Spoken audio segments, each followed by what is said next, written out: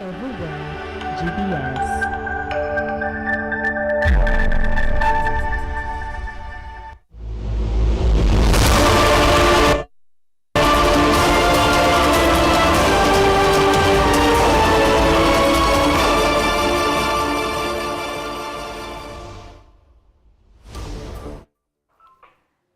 Good afternoon. It is 1 p.m. here in Kenya's capital, Nairobi, and this is the Ambassador where we debunk global diplomacy and geopolitics.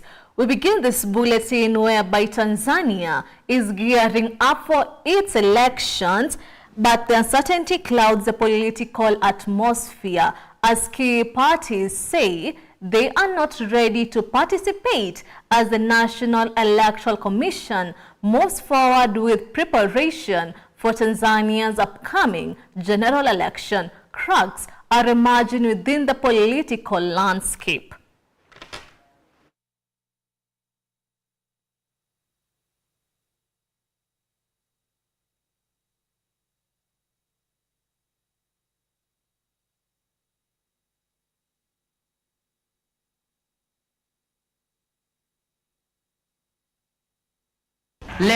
Today, I'm delighted to be back here in Zanzibar with only a few days remaining until election day.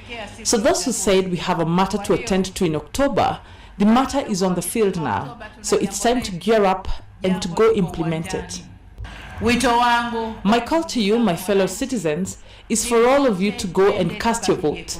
Since we started the campaigns, the grounds have been packed. We have come in great numbers.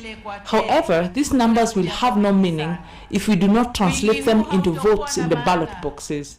Let us fill the grounds, but also ensure the ballot boxes are filled. Let us participate in the election without any fear, because the security and defense forces of Tanzania are ready and are working to ensure the safety of the country and its citizens before, during, and even after the election. And shifting the focus to what's currently happening in Uganda, President Yoweri Kaguta Museveni has endorsed a long-standing request by the Indian community in Uganda to be officially recognized as one of the country's tribes, a move he says will cement their historic and economic contribution to Uganda's development. President Yoweri Museveni has backed a proposal seeking to grant formal tribal recognition to the Indian community living in Uganda, a gesture aimed at fostering inclusion and acknowledging their deep roots in the country's history. Let's take a look.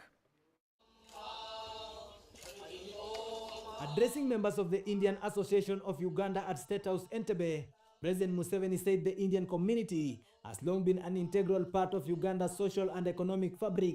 Regarding the issue of citizenship, that is very simple because we have examples.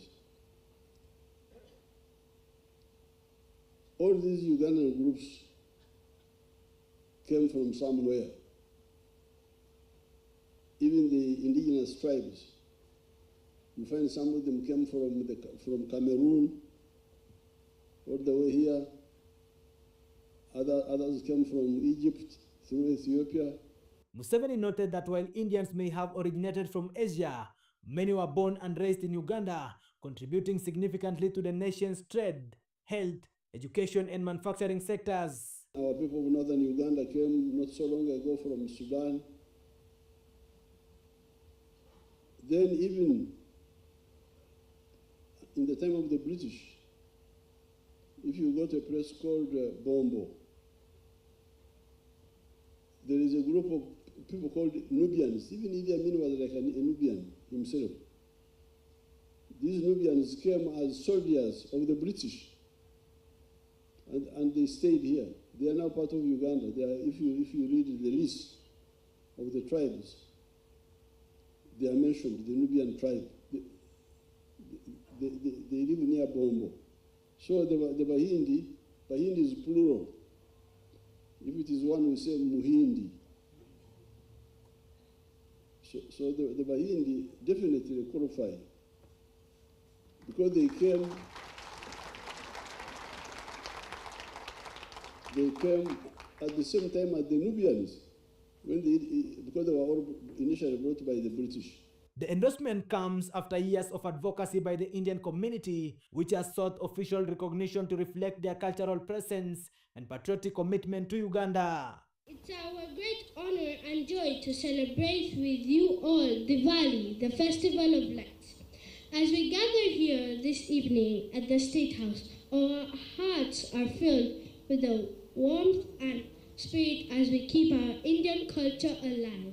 Mr. President and dear Mama, Nabantu Buna Abaliaha, Nimbala Musutia. Diwali is one of the most cherished and meaningful festivals in the Indian culture. Community leaders welcomed the president's remarks, describing the endorsement as a historical milestone that strengthens national unity and national belonging. Excellency and beloved Mama, we deeply value your inclusive spirit when you say that Indians are already a part of Uganda's society.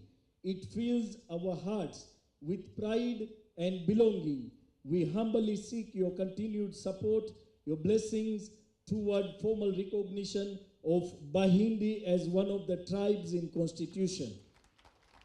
A gesture that would symbolize the unity and diversity of this great nation.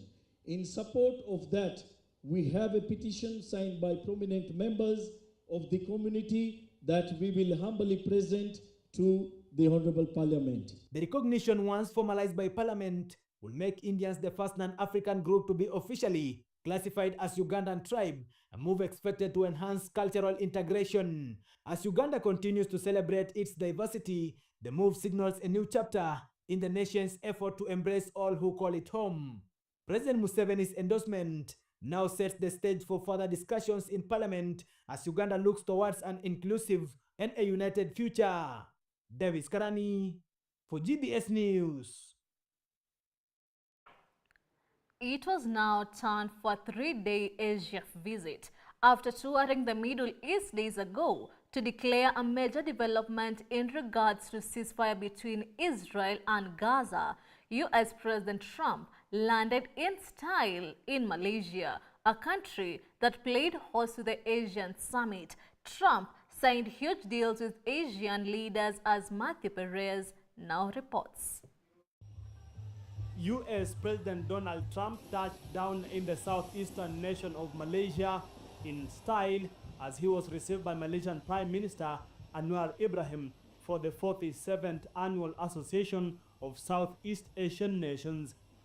The summit saw leaders from Indonesia, Vietnam, Laos, Brunei, Thailand, Myanmar, the Philippines, Cambodia, Singapore, and Malaysia gathered in Kuala Lumpur, not only to oversee the introduction of Timor-Leste to the Asian family, but also to celebrate Trump's historic broker deal between Cambodia and As we sign a Thailand. historic agreement to end the military conflict between Cambodia and Thailand. While in Malaysia, protesters gathered in Kuala Lumpur's Independence Square and the Ampang Park area of the city in separate demonstrations to oppose against Trump's support for Israel war on Gaza and also U.S. bulldozing imperialism. You cannot veto ceasefire, but you claim you want to protect peace. You cannot deny climate crisis, but you claim you want to save the world. This is not right. The Malaysia and ASEAN countries are not for sale. However, this didn't jeopardize the signing of a ceasefire deal between Cambodia and Thailand and annunciation of a number of trade deals, including joint trade statements with Thailand and Vietnam, elevated relations with Malaysia, and deepened U.S.-Cambodia cooperation on defense and transnational crime. President Trump also participated in the 13th annual U.S.-ASEAN Summit meeting. President Trump signed agreements on reciprocal trade with Malaysia and Cambodia, and the United States announced frameworks for trade negotiations with the broad Asian countries. Trump is expected to land in Japan for his Japan tour. Matthew Perez for JBS News.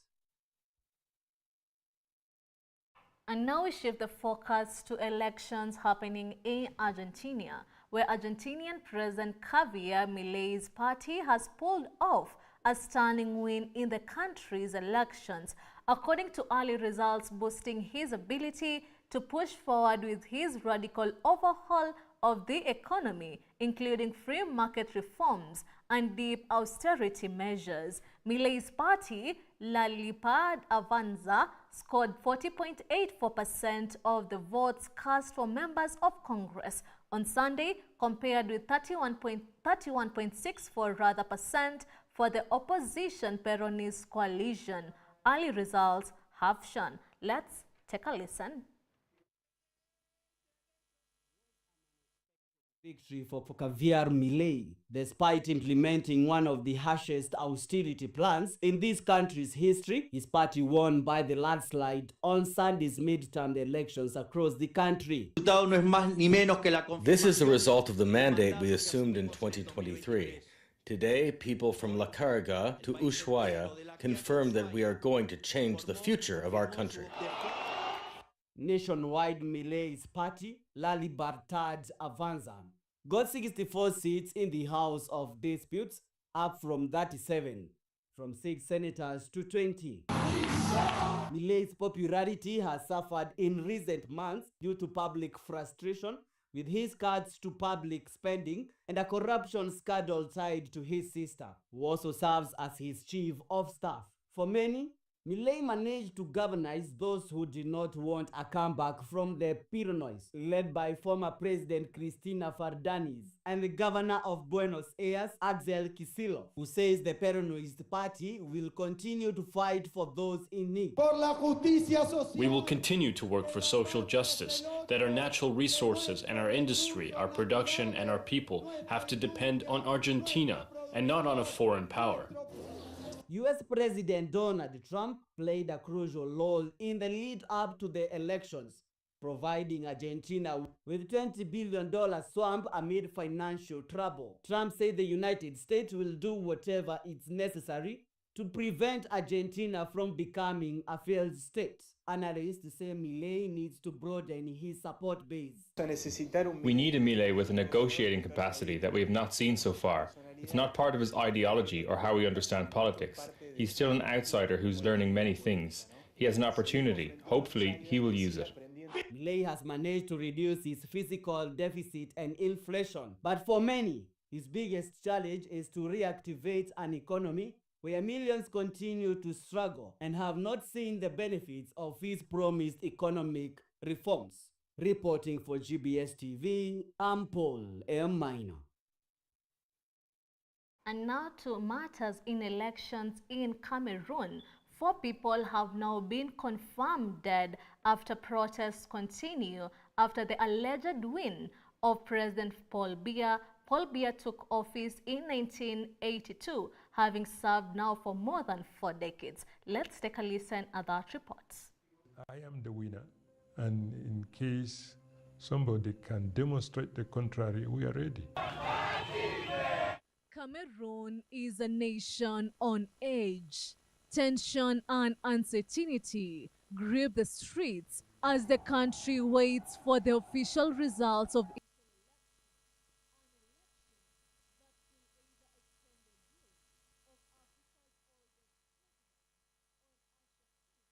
a new era of leadership.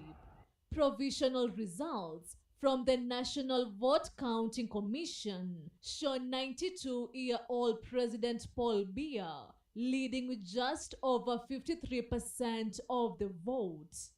If confirmed, it will mark his 8th term, extending a rule that has lasted more than 4 decades. But those numbers are being fearlessly contested. Opposition leader Issa Chiroma, a former ally turned rival, insists he won the vote outright, claiming nearly 60%. Does not prevent us from doing what we did. The Electoral Code prescribes to the manager of polling station to display openly the result in his polling station. We have chosen the most important division in the nation, 18 of them. We collected all the documents related to the report according to the law. when we completed the compiling of it, we noticed that we have more than 60%, and while the second was lagging behind with less than 30%. We did it openly, and we gave the opportunity to whoever would like to challenge what we did. But up to date, nobody can. We challenge them to demonstrate that what we said is wrong. The dispute has sent shockwaves through the country. Thousands have poured into the streets, demanding transparency and a recount. Power needs to change because there are people who are 40 years old who have seen the same people. At some point, things need to change, to also give others a chance to share their ideas and for the development of the country. We voted, and we know that the majority of Cameroonians voted for the opposition of Mr. Issa Chamora. But today they're declaring the opposite, telling us that certain voting records were falsified. And even in the polling stations where we voted, we are receiving messages that contradict the report we had at the time of counting. It's truly regrettable. Protesters accuse the government of manipulating results, citing missing voter names, late opening polling station, and opaque counting procedures. At least 4 people have been confirmed dead and dozens injured. The government is warning against what it calls unauthorized gatherings, accusing opposition leaders of inciting unrest. Several prominent activists have been detained overnight. President Paul Biya has been a leader of Cameroon since 1982, a time when today's young voters weren't even born. Susan Nganga, GPS News.